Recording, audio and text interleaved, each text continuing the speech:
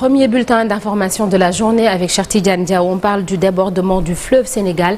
Le Premier ministre se félicite du soutien de l'État aux victimes. Et le Premier ministre, dans un live sur Facebook, soutient que le gouvernement a assisté les populations démunies pour atténuer les effets de cette crise avec l'assistance de l'armée notamment. Je vous propose de l'écouter. On témoigne toute notre solidarité aux populations du Nord victimes de la crue du fleuve. Beaucoup pensent que c'est le barrage qui est à l'origine des inondations, mais ce n'est pas vrai. Sans le barrage, la situation allait être catastrophique, qu'il y aurait peut-être même mort d'homme. Je félicite le président de la République pour les mesures prises pour atténuer les souffrances des populations avec de la nourriture, des médicaments, des moustiquaires et la présence de l'armée pour faire face à ce phénomène naturel qui arrive souvent dans d'autres pays. Et on parle toujours de ce sujet à Bakel. La situation est toujours inquiétante, cher. Et l'eau n'a pas encore fini d'envahir les maisons. Un expert hydraulique au commissariat de l'OMS revient sur les causes de ces fortes inondations constatées cette année. Je vous propose là-dessus de suivre cet élément signé Alassane Diop.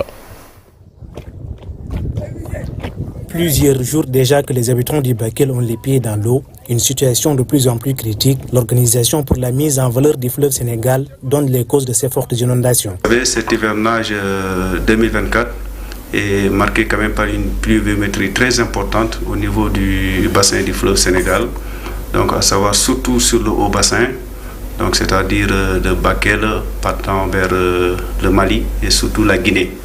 Donc ces fortes précipitations ont engendré vraiment un écoulement très important sur nos différents cours d'eau, à savoir le Bakoy, la Falémé et le Bafing. Les lâchers d'eau n'ont pas accentué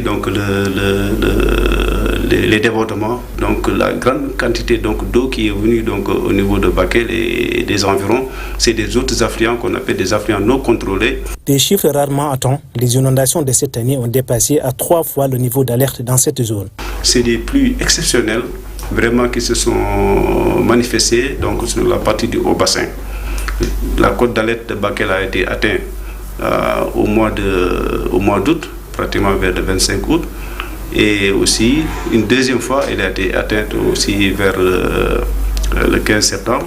Et là, on est sur une troisième fois où la cote d'alerte a été atteinte, pour une troisième fois, et même dépassée.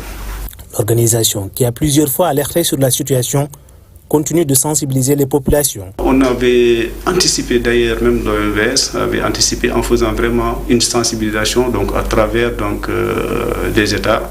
Et cette sensibilisation l'a fait au niveau de CAI, où on a rassemblé les acteurs du Sénégal, de la Mauritanie et du Mali évidemment.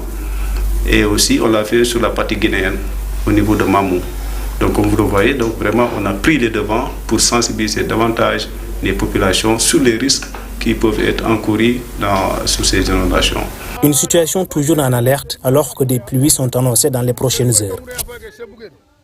Les travailleurs de la Poste ont tenu un sit-in devant les locaux de leur entreprise pour réclamer plusieurs mois d'arriérés de salaire. Le secrétaire général du syndicat dénonce par ailleurs l'attitude de leur ministre de tutelle qui, depuis, refuse de les rencontrer. Ibrahim Massar, que je vous propose d'écouter avec Mouloufal.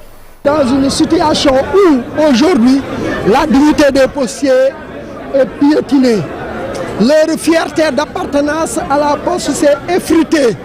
Mais on touche aujourd'hui à la sensibilité de nos enfants. Parce que les enfants sont vulnérables. Depuis l'ouverture des classes, des postiers n'ont pas la possibilité de faire inscrire leurs enfants. Cela est dramatique en termes sociaux. Mais les postiers ont été toujours résilients. Pourquoi cette situation ? Parce qu'il y a des difficultés financières que traverse la Poste et qui sont la résultante d'une malgouvernance décriée par les postiers depuis très longtemps. Mais qu'est-ce qu'on a remarqué aujourd'hui? Il y a des fonctionnaires dans les allées du ministère des Finances qui aujourd'hui regardent les postiers du haut avec mépris. et procède à des arbitrages qui ne tiennent pas compte des difficultés que traverse la Poste.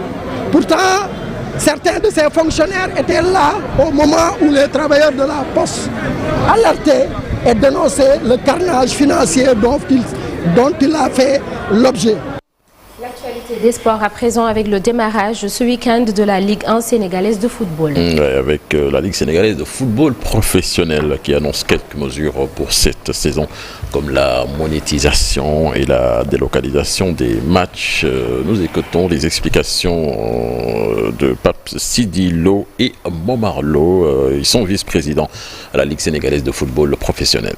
À partir de ce week-end, nous devions déjà annoncer il y a un mois qu'il est formellement interdit à des tiers de diffuser les matchs de la Ligue professionnelle, y compris les clubs.